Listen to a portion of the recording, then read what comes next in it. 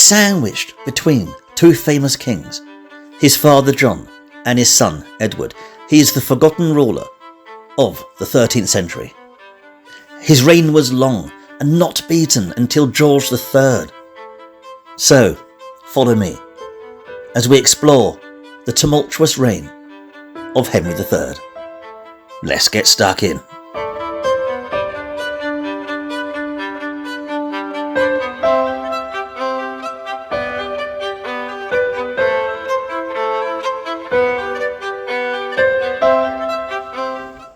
So many important people had passed away in such a short space of time.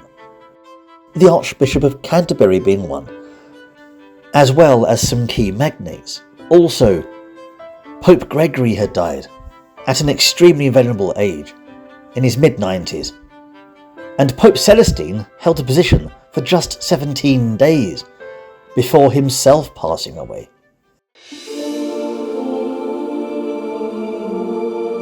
Without a pope, one of Henry's greatest allies, the king was at the mercy of the English bishops, who were content with bickering and squabbling.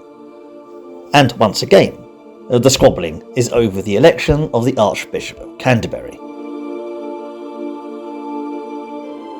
Henry wants Boniface of Savoy, one of the brothers from the controversial Savoyard faction, to take the position.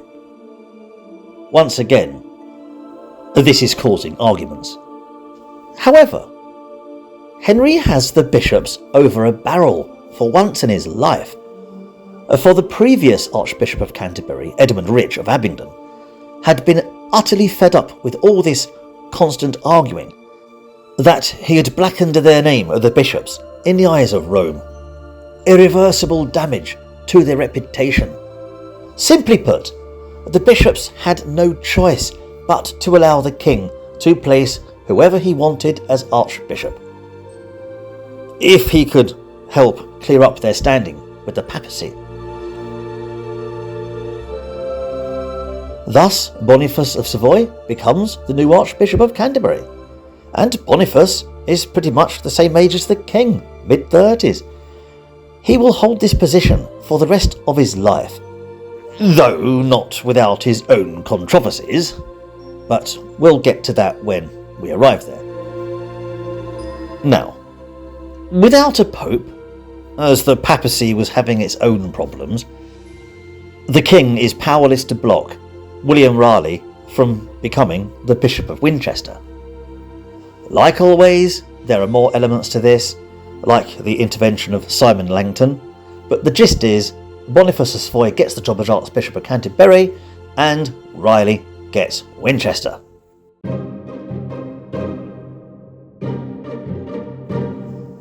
That year, 1241, was also bogged down with the usual money matters, mostly because of Henry's constant building projects such as Salisbury Cathedral, which is in its 20th year in the making. It's still pretty much a construction site, but it's coming along nicely. You also have Windsor Castle, which is going through some heavy rebuilding, among others. Henry is very much the builder king. To alleviate this, communities of Jews were taxed to bear the brunt. The Jews in New York paying the most, roughly 50% of the burden, compared to London's 20%. The king's up to his usual tricks.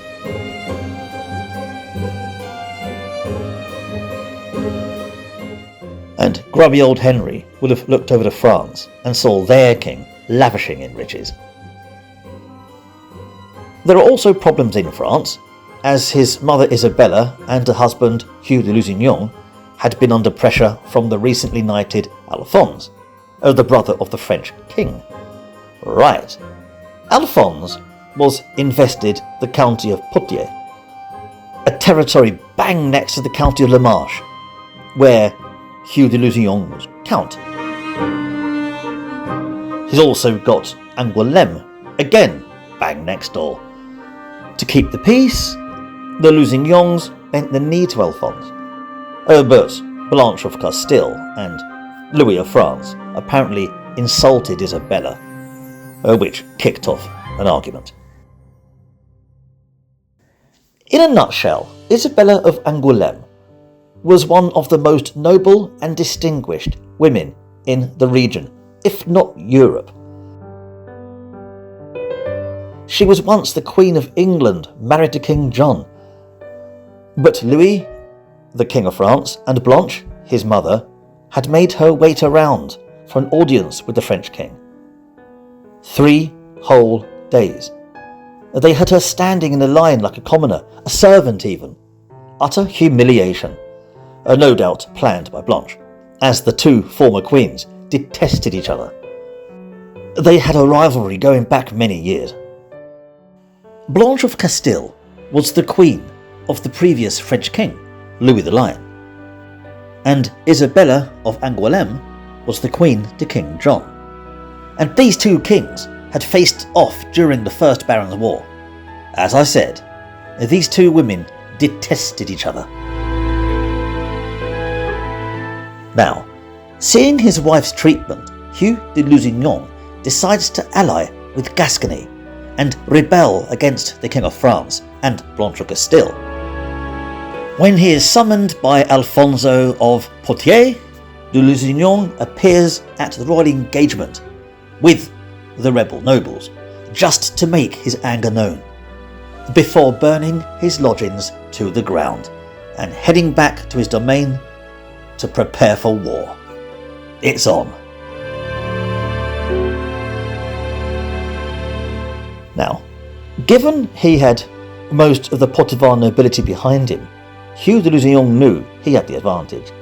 He had a lot of support, but he needed his stepson, Henry of Winchester, the King of England, to help.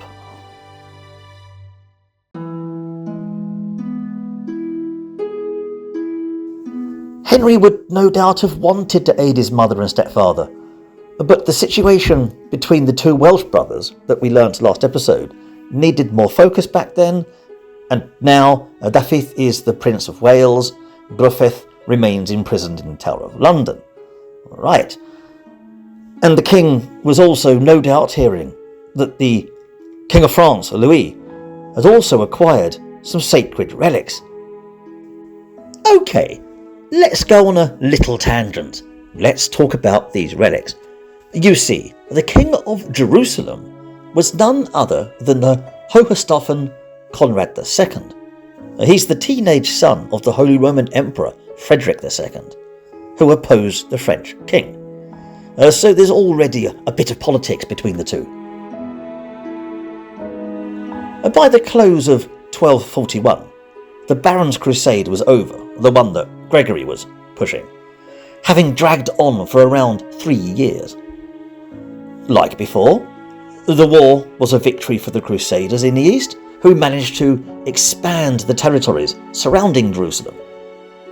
And the teenage Conrad II strengthened his throne. But it was an expensive crusade and pretty much bankrupted Conrad. But before we have a little pity party for him, listen to what the scallywag did next. Luckily, wily little scallywag Conrad just happened to have found the actual crown of thorns that once adorned the head of Christ. Hooray! Well, that was a stroke of luck. What a coinkydink! And was willing to part with it for a price. And the French king, who was pious as anything else, Louis, he did just that and purchased the relic. Well, chances of that. And funnily enough, the French king also purchased a piece of the true cross of Christ. Yeah, I'm not joking. The Saracens, of all people, sold it to him for just £25,000. What a schlemiel!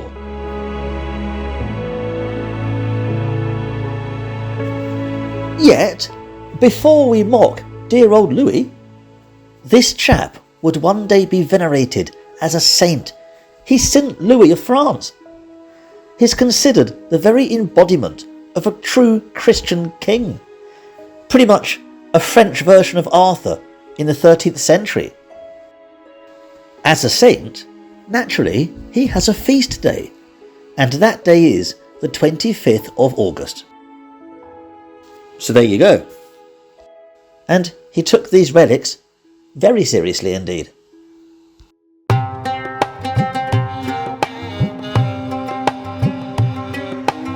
Like I said, the Baron's crusade was at an end. This also meant that men like Richard of Cornwall and Simon de Montfort could finally return home. Thus they did, and they made the long journey back to England. Not that Richard of Cornwall actually did any fighting. This was more of an update of his CV, a bit of a political PR.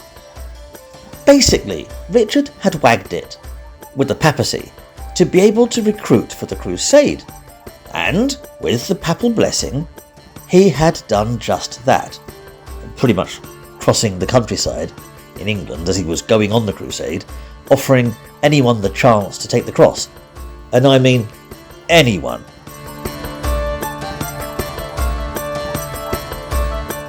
They could all have their sins forgiven. Just take the cross. And Richard wasn't fussy who turned up. He had infirm, lunatics, people with all kinds of disabilities. He even had children in his ranks, all getting to brag they were crusaders. And pretty much did bugger all while they were out there in the Holy Land.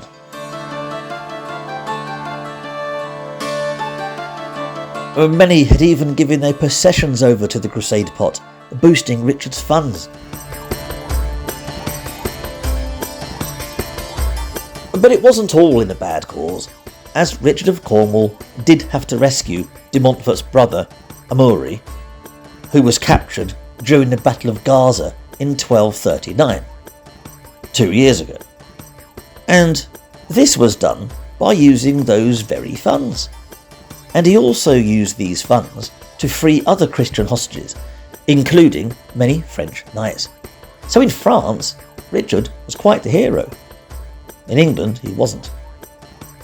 And also, on the way back, Richard spent some time with the Holy Roman Emperor, Frederick, who was in Sicily.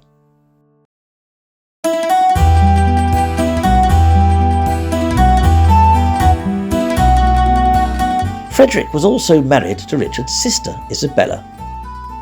There, they were treated like royalty.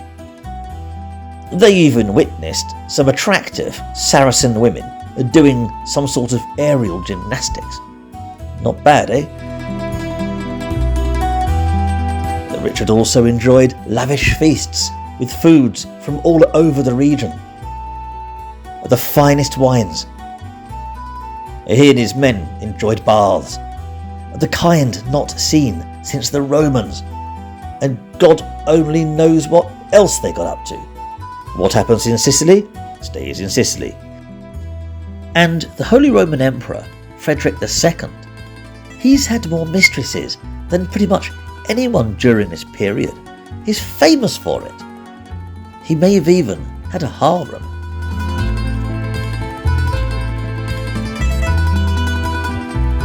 Besides, Richard's not married. He's here to enjoy himself.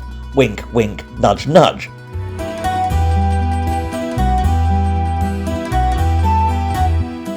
Unfortunately, it wouldn't all be fun and games, as Isabella, his sister, was heavily pregnant, and poor Isabella died in childbirth that year. 1241. She was only 27 years of age. Thankfully, the child survived, a girl named Margret, and she'd become Margret of Sicily. Isabella was entombed in Andra, entombed as an empress. Richard bore the sad news to his brother when he reached England in January 1242.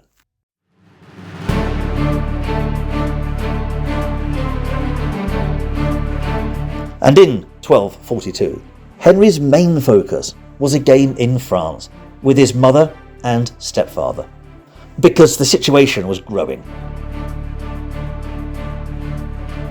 Over Christmas, Hugh Lusignan personally sent word requesting aid.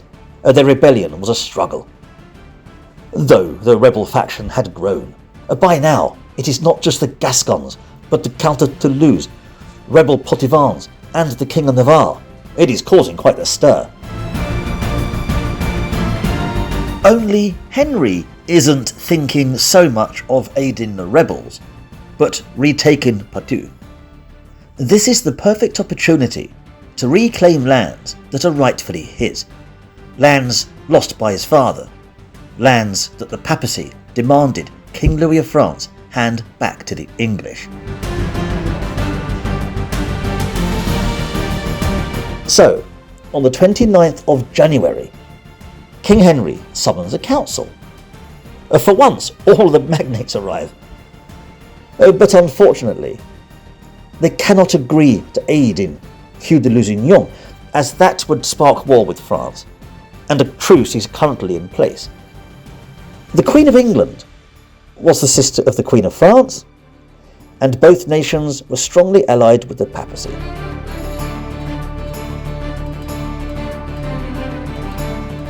The Archbishop of York, Walter de Grey, knew exactly what it was like to serve a tyrant, as he had served under Henry's father, King John. Henry spoke a lot about adhering to Magna Carta and not taxing everyone to oblivion, but his actions were proving to be just the opposite, and this new military endeavour was not going to be free. All Henry could do was grab £6,000 in scutage from knights who simply opted out of fighting. But Henry was not deterred. He doesn't want a war with France, not yet, and is convinced that this will not breach the treaty, not yet. And besides, the treaty would run out soon anyway. And plus, by now, his own finances were not too bad.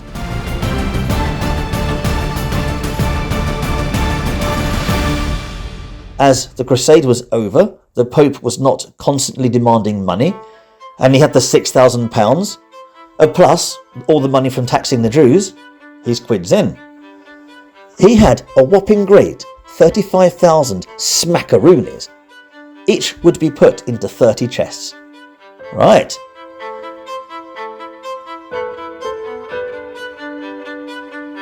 King Henry now decides to opt for a more private approach. The next day, on the 30th, he meets several barons and explains the plan. Not conduct a full invasion of France, instead traversing across France. They planned to hug the shore, going down the west side, landing at Royan, meeting up with Hugh de Lusignan in Saintonge. Treaty intact. Technically, from a certain point of view. It's an old technicality, Your Grace, but it checks out.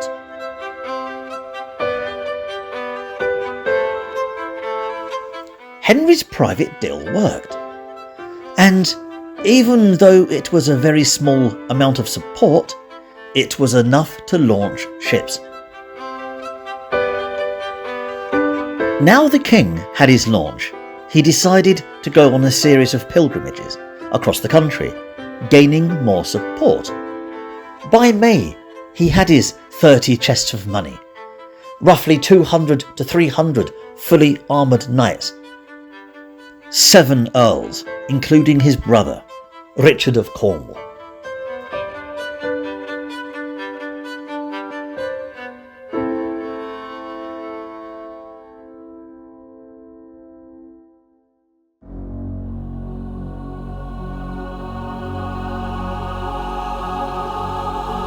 Henry would be going personally on his campaign, so he leaves Walter de Grey, the Archbishop of York, as regent during his absence. And on a side note, Queen Eleanor went with him. Henry, this is, not the Archbishop of York. So Queen Eleanor is going on this campaign with her husband, even though she was pregnant with her 3rd child.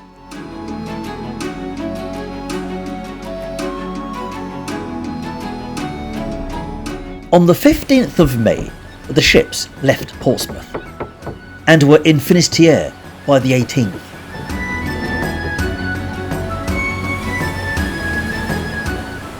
They then sailed south, past La Rochelle, to the mouth of the river Gironde, pushing on to Royan.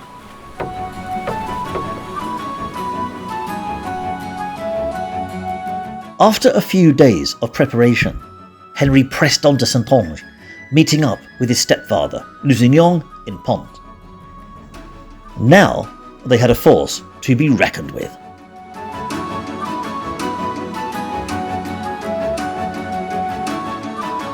Henry is estimated to have gathered a massive invasion force of around 30,000 men, to the French numbers, which were estimated to be at the very least equal, if not more. The difference was in the number of knights, and the French outnumbered the English knights 4-1. This is no skirmish, but building up to full-scale war.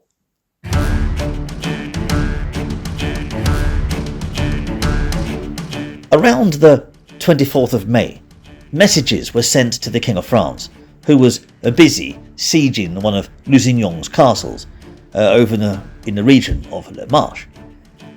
These messages regarded breaches of the truce, and the two kings, English and French, both agreed that the treaty had not been broken.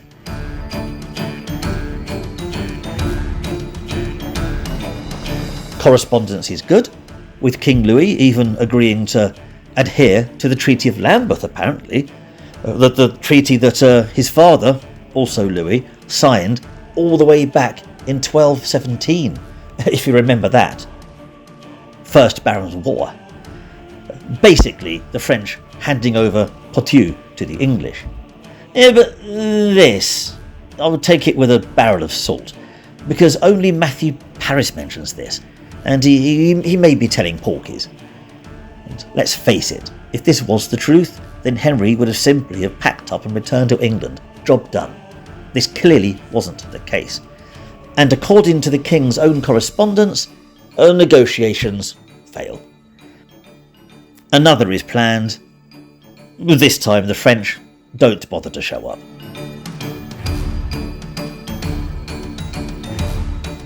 A big part of the politics here actually regards the Earl of Cornwall, Richard, because his mother, Isabella of Angoulême, remember he's the brother of the king, wanted the land of Poitiers for him, not Alphonse.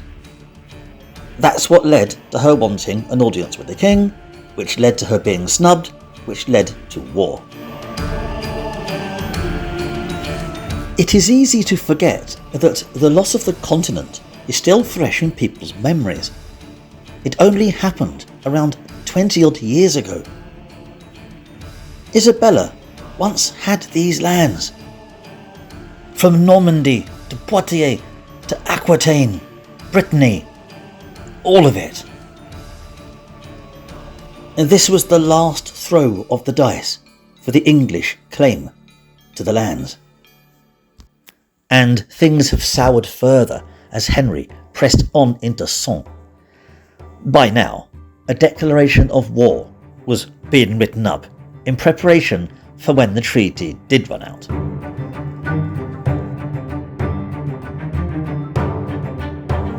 Henry uses his political spin and sends a letter to the Archbishop of York, Walter de Grey. He blames the French for violating the truce. He requests more knights. The king sends summons to many of these knights, calling upon their service. In France, the English forces are soon in Telbourg, solidifying their position in preparation for the inevitable clash against the French. Soon, the English reinforcements had arrived in Poitiers. Among them was Simon de Montfort, who had heeded the call, hurrying to aid his king. But Simon will only fight for a price. He's still not quite in the king's good books and vice versa. And Henry, needing the numbers, has little choice but to agree to pay it. Meanwhile, the French, were not idle, but dominating Poitiers, taking castle after castle, moving down the river to Charente, toward the English invaders. Louis needs the strategic town of Telbourg because of its stone bridge that crosses the river. And as you can see, the Charente is easily as wide as the Thames. This is no easy crossing. Taking this bridge is crucial.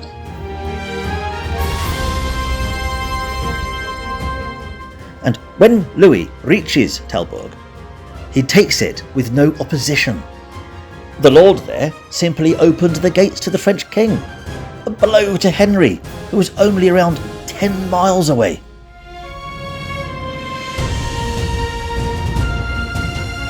On the 21st of July, the two armies faced off from opposite sides of the bridge.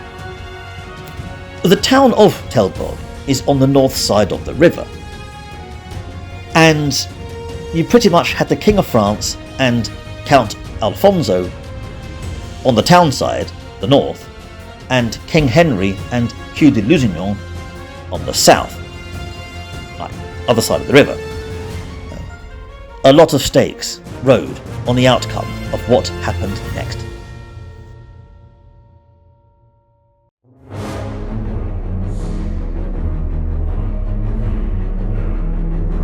King Henry opened his battle against the French by trying to contest this stone bridge that separated the two sides, sending a force of English and Gascon to cross it, engaging the French. But the force could not prevent the French from crossing and solidifying their positions on the south side of the river. King Louis had vastly superior numbers here, and to make matters worse, the French had also constructed a makeshift bridge further upriver, allowing even more numbers to cross. Then the French king delivered his coup de grace by slamming the bulk of his knights into the English ranks, scattering them. The English army found themselves encircled and fell back to nearby Sens before King Louis could press his victory.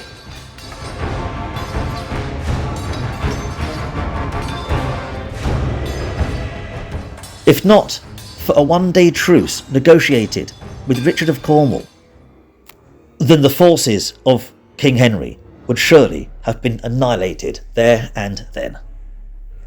Richard of Cornwall, by the way, had rescued French troops back in the Holy Land in Egypt. He had negotiated their release. Now, it just happened today was a Sunday. So the ever-charismatic Earl of Cornwall dresses up in the robes of a pilgrim, carrying a staff, and simply walks into the French camp. As cheeky as you like. The goal! But the French have always liked Richard. Thus, the truce is agreed. 1 day. And the next day, Monday, the 22nd of July, Louis pressed his advantage against the retreating English. A good chunk of his forces had been crossing the bridge during the night, and the second the truce was up, they began pursuing the English.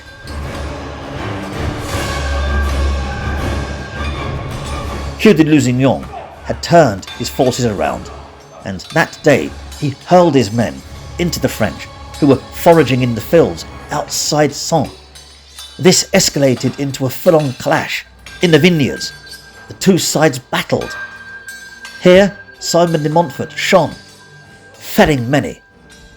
But it wasn't enough, and despite a valiant effort, it was to no avail. Retreat was sounded, and for a second time, the English forces fled the field.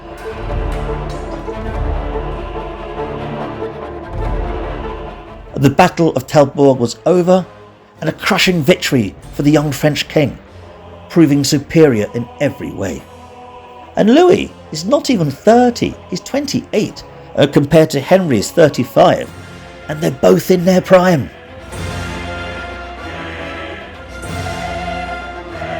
And Louis can smell blood, like a pack of hunters on a fox. He harries Henry's forces as they retreat across the fields, and one by one, the rebel barons abandon the English king, siding with the French.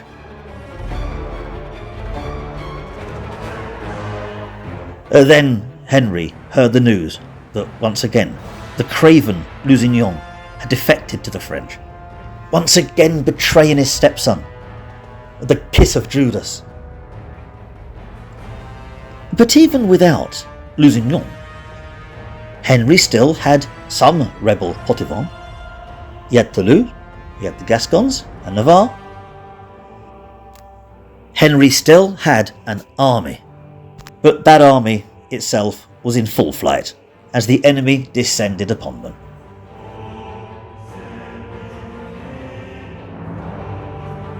Leaving much of their baggage train behind, Henry's forces raced to Blaye, a 36-hour journey that they made only by a gnat's whisker. In Blaye, they regrouped, starving with no food for 2 days before making the journey to Bordeaux.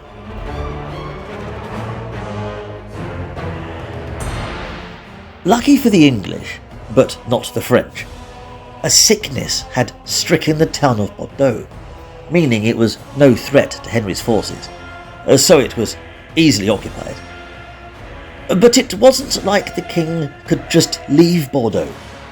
Queen Eleanor was heavily pregnant and could give birth any week, and crossing the channel was never an easy journey. Plus, the French also had ships and could easily make the journey more difficult. It was very much check and mate.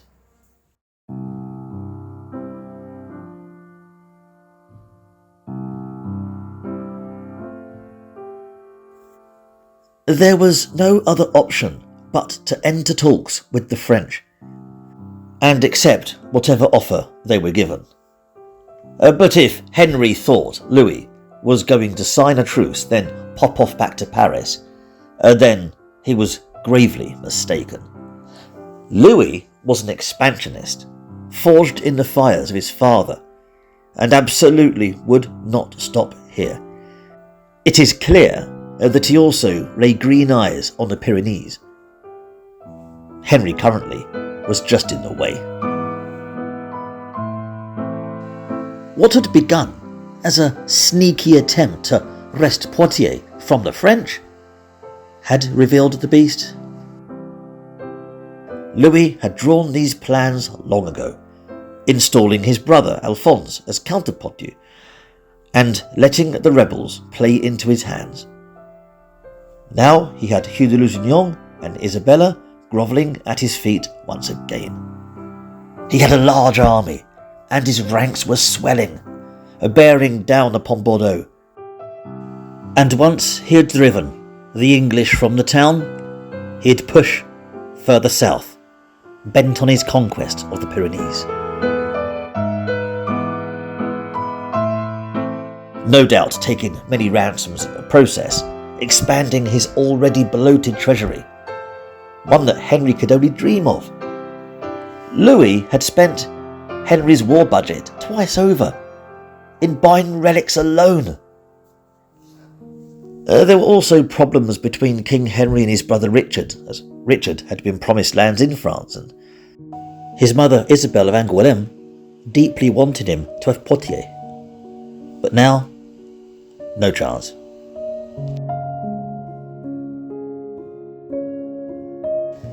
And any continental lands that King Henry still had would be promised to his young son Edward.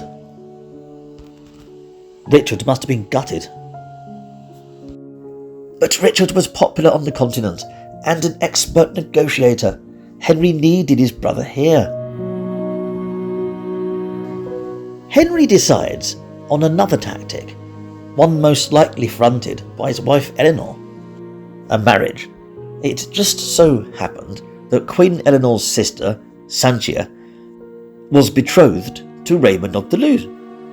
Well, you can safely say that was off. Henry decides on another tactic, one most likely fronted by his wife Eleanor. Sanchia is Eleanor's younger sister. She's in her late teens, and according to just about everyone, absolutely stunning. Richard of Cornwall has no complaints about marrying her. Once they got back to England, that was, but currently they were stuck in Bordeaux.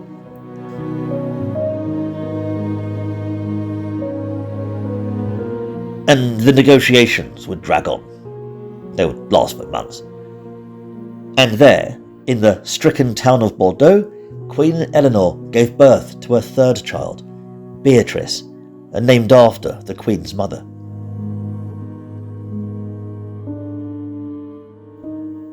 What helped Henry was his loyal Poitevins and other rebels torching the French farmlands on their retreat, poisoning wells with human waste and other offal, thus starving the French out in a scorched earth policy. It was killing the French troops. Then, in what was quickly becoming a stalemate, fate was about to play a wild card, as that summer there was a terrible heat wave, which only brought on dysentery, and by August the heat was at its height. And as the sun bore down upon the camp, thousands of French troops, knights, footmen, even barons, they all began to die off. 80 French barons perished in the sweltering heat.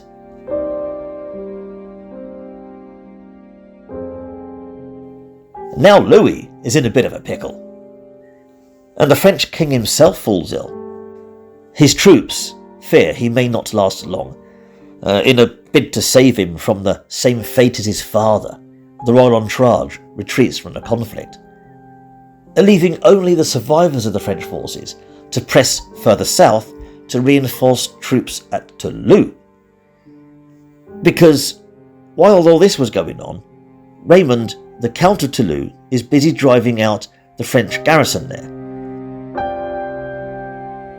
There is also a possibility that King Louis didn't truly trust Hugh de Lusignan, as it is he who is placed at the head of the French forces. And, like Lusignan, Raymond of Toulouse caves in and bends the knee to King Louis. Another of Henry's allies gone, and other allies, like the King of Navarre, simply never turned up in the first place. Despite his own lands, the Pyrenees, being a target for the French king.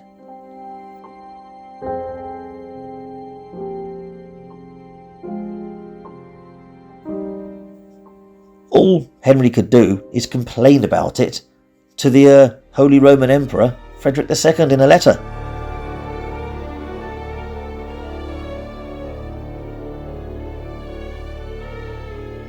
And negotiations would drag on until the next year, 1243. And it wasn't until April that year when the truce was signed and agreed. This one hopefully lasting 5 whole years.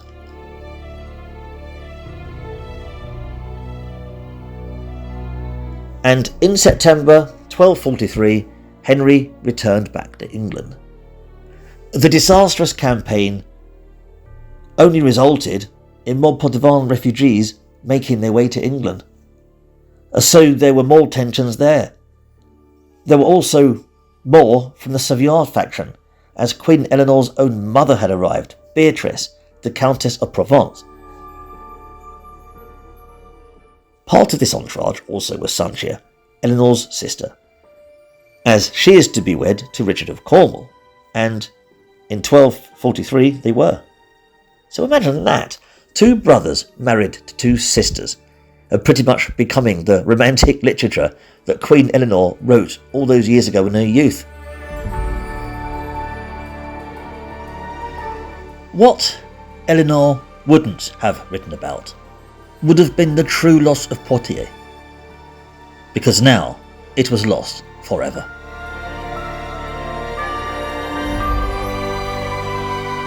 The only person that appears glad about the loss of Ponthieu was the monk and chronicler Matthew Paris. Riddance to it was what he had to say.